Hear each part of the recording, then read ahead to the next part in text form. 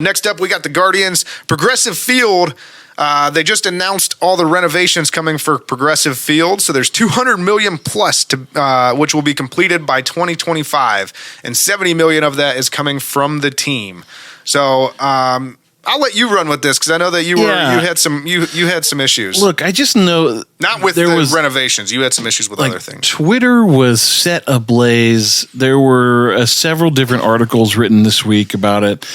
I just can't understand why people are so upset about investment in your community and in your stadium. I know that baseball is full of, gatekeepers that want to keep the game the same way and keep things the same way for we've talked about this nostalgia. Before. Bring on the steroids. Let's let them all do it, and we'll hit a lot of home runs, and it's going to be awesome. But I just can't fathom why you would be upset that they're going to continue to modernize the stadium, because all that does is help you continue to bring events, things like the All-Star Game, back to Cleveland. Yep. What's funny is this town is so hog wild when it comes to the Dolans are cheap. The Dolans won't spend any money. They won't keep any players around. Well, here you go. You have some actual investment to the tune of about a third of this renovation that's going to be made by the team.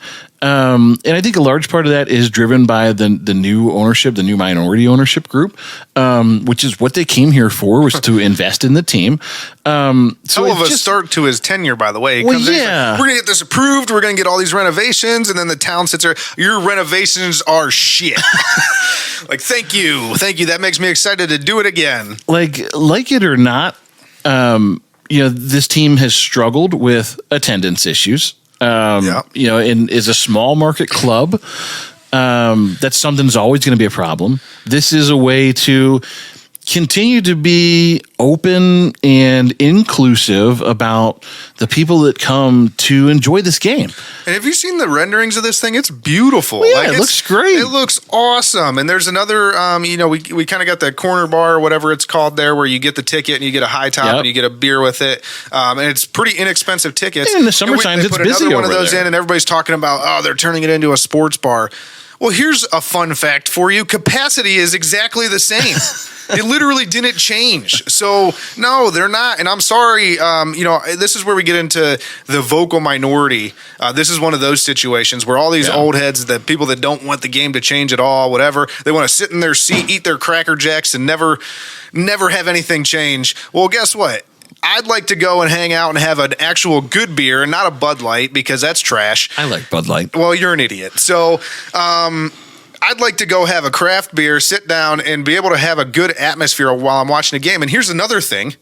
Don't know if anybody else knows this or agrees. I'll probably get a lot of shit for this. Baseball's not that exciting. Well, so I want to go and be able to hang out with my friends. Here's my thing. Catch the game on my terms rather than having to sit in a seat and I'm just like, here's my thing. If that makes you happy, then great. Why does your happiness, whether you're happy or not, why does it impact my happiness? Well, and to that if point, I wanted to go to the game and keep score on paper and keep stats on paper and eat a hot dog, each their own. And a Coke.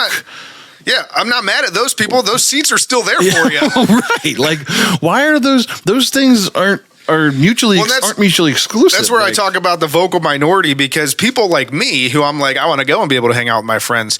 This is the only time you're hearing about it. Yeah. Every other time, I don't care. There's other people that are there, like you said, with their scoreboards, meticulously taking notes and keeping score, and to each their own. And we're not telling those people they can't come to the game anymore. Do that. Don't sit there and tell me, no, I don't want another beer garden because I don't want you to have fun with your friends. In fact, there's more seats for that than there is for the beer garden, because a third of that stadium is empty at all times. How dare the team modernize and try and fit in today's world? Look, it's just it's modernization isn't even about like trying to offer craft beers to hipsters. It's just about like calling me a hipster. I guess we're starting to really check the things off. I got long hair. I'm wearing a beanie today. I drink craft beers. You smell funny. It's not a good look for me. You love to recycle. Everybody should love to recycle, Kenny. This is the Burning River Sportscast where we like to save rivers. But look, here's the thing, and we can have a different discussion on another day about how these stadiums and these projects are funded with the taxpayer funds that are used. I can get on board with someone if you say that's not the right way, fine. But this is a system that we're in today. This is the tax legislation that's been passed to pay for this stuff with the sin tax and that. So if you want to go have that conversation, that's fine. We can have it. And if you want to do something about it, then run for city council, start a movement, start a Facebook page. I don't care. Get out of my hair, though. Good luck keeping teams in your town, though. And the thing is that all modernizing does is continue to improve your city overall, because you have more public access grounds for events. I know they do stuff in even the wintertime. They have sled rides, toboggans and stuff in there. What was it called? Guards Fest or Guardians Fest or whatever it is. The more modern your stadium is, the more you can host events like that. Yeah. Even big corporate private events, to have those types of like patios and things that could be rented out on weekdays during the summer. Well, it's great too. Like the renovations are so cool because where the bleachers are right now, they actually make that connect to the rest of the ballpark now. Yeah. So it's like now you could literally go in a circle, whereas before, if you got up into the bleachers, you're kind of stuck there. And I think a lot of this comes from people who have not visited stadiums in other states. No, I just went to a Minnesota Twins game after a work event this year, and their stadium is very nice, and it's kind of that same concept. There's beer gardens and big kind of hangout places for you and your friends everywhere. Just standing room to where you can grab a drink, go over there and stand there and watch the game, and there's an open space for you to see the field.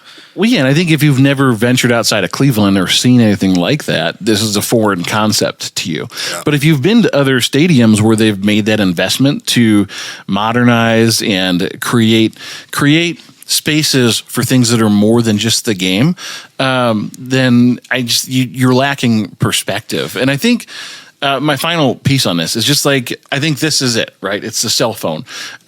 This whole cell phone methodology of, what do you need a cell phone for? Well, I need to text and to make phone calls. Okay, well, this is what Progressive Field is today. It's just a cell phone or a flip phone. It texts and make calls. Do you have a smartphone? Or do you not want that either? Because that's change and it's progress and it does a whole bunch of other stuff. They're turning Progressive Field into a smartphone. Fair. That's a good analogy. I like it. Good job, buddy. That's enough talk about Progressive Field renovations. They're totally dope. Can't wait till they're done. I'm going to have a lot of fun at the new ballpark once the renovations are completed. With all your hipster friends. Just shut your mouth.